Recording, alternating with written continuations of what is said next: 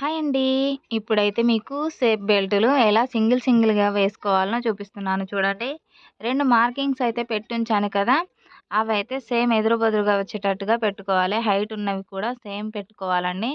చూస్తున్నారు కదా! Height ఉన్నయయితే 2 same వైపులా పెట్టి స్టిచ్ అయితే మిడిల్‌లో వేశానండి. లాస్ట్‌లో సైడ్‌లో క్లాత్ అనేది తక్కువ ఉన్నా పర్లేదు.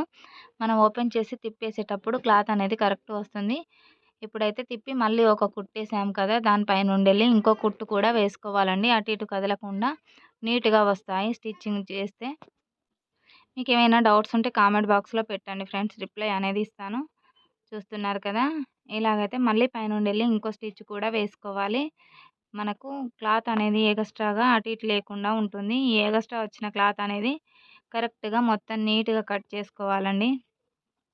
చూస్తున్నారా? ఇలా స్టిచ్ అనేది వేసి ఈ ఎగస్ట్రా క్లాత్‌నయితే ఇగో ఇలా కట్ చేసేయాలి. ఓకే.